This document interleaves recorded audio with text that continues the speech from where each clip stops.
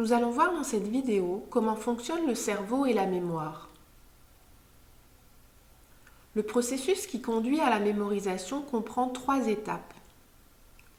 L'attention et la perception d'une information, le traitement de cette information et la mémorisation à court ou à long terme. Voici quelques exemples pour comprendre. Commencez par lire rapidement ce texte.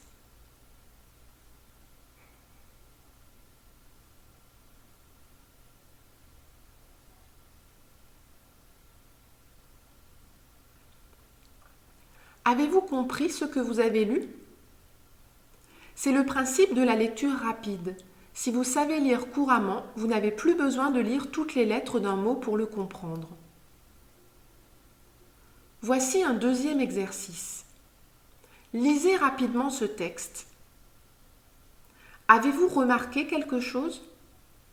Relisez le texte lentement. Et maintenant? La plupart d'entre nous ne remarquent pas qu'il y a un article de trop parce que notre cerveau interprète ce que nous lisons au fur et à mesure. Passons maintenant à un peu de calcul mental. Je vous laisse quelques secondes pour effectuer de tête le calcul suivant.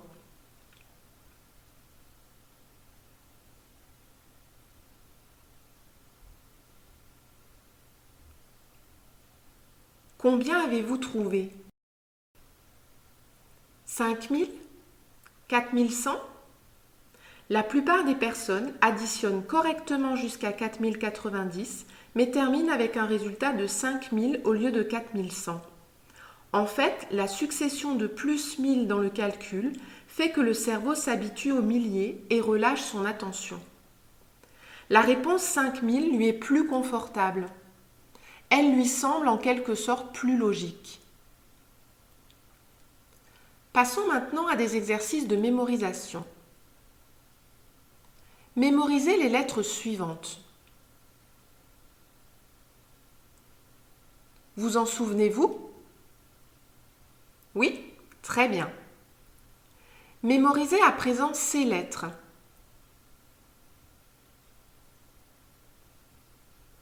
Vous en souvenez-vous? Bien.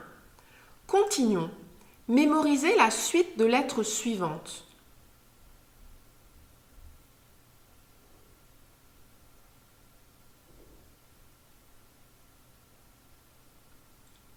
Vous en souvenez-vous?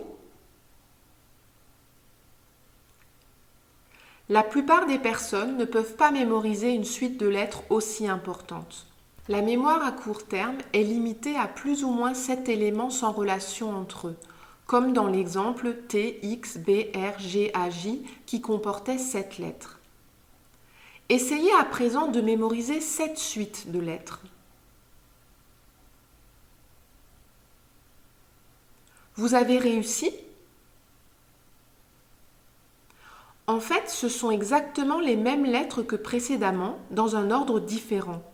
Mais si vous avez remarqué qu'il était possible de les lire sous forme de mots, même imaginaires, vous pouvez les retenir. Par exemple, en lisant Rubarto et Carviton, cela ne fait que 3 éléments à mémoriser. Voici un nouvel exercice. Lisez une fois la liste de mots suivante. Effectuez maintenant les calculs suivants.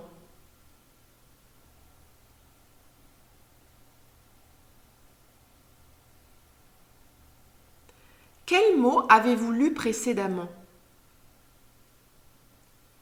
Généralement, nous ne parvenons pas à nous souvenir de cette liste pourtant simple de 6 mots parce que le calcul mental nous a empêchés de nous répéter les mots. La mémoire à court terme retient les informations pendant 20 à 30 secondes seulement. Que devons-nous retenir de ces exercices? Pour commencer, le cerveau interprète ce qu'il perçoit en fonction du sens qu'il peut donner à l'information. Il faut donc comprendre pour mémoriser. Ensuite, la mémoire à court terme ne peut pas mémoriser un grand nombre d'éléments sans relation entre eux.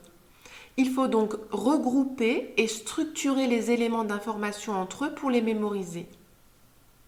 Pour finir, la mémoire à court terme a une durée de quelques secondes seulement. Il faut donc se remémorer, se répéter les nouvelles informations pour les mémoriser à long terme. Nous verrons dans une prochaine vidéo comment mémoriser efficacement.